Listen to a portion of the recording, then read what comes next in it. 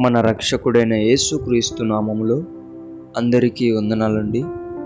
ఈరోజు దేవుని మాటలు లేవియా కాండము 11వ అధ్యాయము 45వ వచనము. నేను పరిశుద్ధుడను గనుక మీరును పరిశుద్ధులు కావలెను.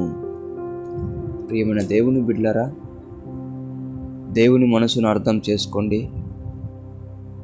ఆయన పరిశుద్ధుడిగా ఉన్నాడని మనలను కూడా అటువంటి పరిశుద్ధులుగా చూడాలన్నదే ఆయన మనసులో ఉంటున్న ఆశ, కోరిక, ప్రణాళిక. దేవుని బిడ్డలారా, ఈ లోకంలో ఒక కొడుకు తాగుబోతోడయ్యాడంటే కారణం ఏంది? వాళ్ళ తండ్రి త్రాగుబోతయ్యాడు కాబట్టి.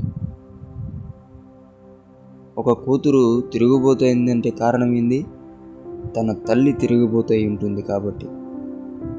దేవుని బిడ్డలారా, అదే ఆ కొడుకు, అదే ఆ కూతురు మంచివాళ్ళు కావాలంటే ఆ తల్లిదండ్రులు మంచివారై ఉండాలి.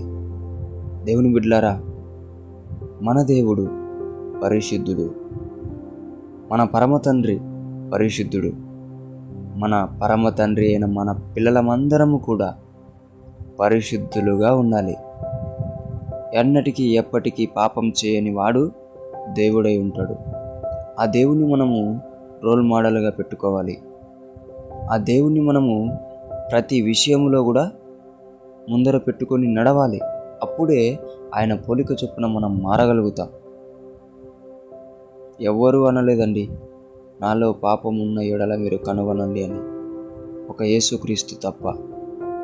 అందుకే యేసుక్రీస్తును మనం గనక పోలి నడుచుకుంటే, యేసుక్రీస్తును గనక మనం మాదిరిగా జీవిస్తే ఖచ్చితంగా పరిశుద్ధులుగా మారగలుగుతాం, పరిశుద్ధులుగా జీవించగలుగుతాం.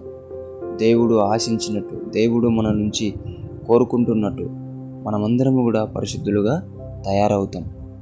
దేవుని బిడ్డలారా, ఎలాగైతే ప్రేమ కలిగి ఉండటకు ప్రయాసపడండి అని దేవుడు చెప్పాడు, ఈ దినమున అదే ఆత్మ చెప్తున్న మాట ఏమిటంటే పరిశుద్ధులుగా ఉండటానికి కూడా ప్రయాసపడండి. ఖచ్చితంగా దేవుని సంతోషపెట్టవచ్చు, ఖచ్చితంగా దేవుని తృప్తిపరచవచ్చు, ఖచ్చితంగా దేవుని మనసులో చోటు సంపాదించుకోవచ్చు.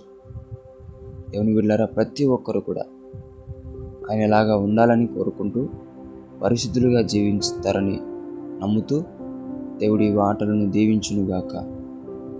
ప్రార్థిద్దాం. యేసయ్యా, నీకు వందనాలు. నువ్వెంతగానో పరిశుద్ధంగా జీవించి మాకు మాదిరి చూపించి వెళ్ళావయ్యా. మేమందరము కూడా నీవు పరిశుద్ధుడు గనుక మేము కూడా పరిశుద్ధులుగా జీవించాలని నీ ఆశ, నీ ప్రణాళికను మేము నెరవేర్చే బిడ్డలుగా మమ్మల్ని తయారు చేయమని యేసు నామమున ప్రతి బిడ్డను పరిశుద్ధతతో నింపమని యేసు నామమున ప్రార్థిస్తున్నాం తండ్రి. ఆమేన్.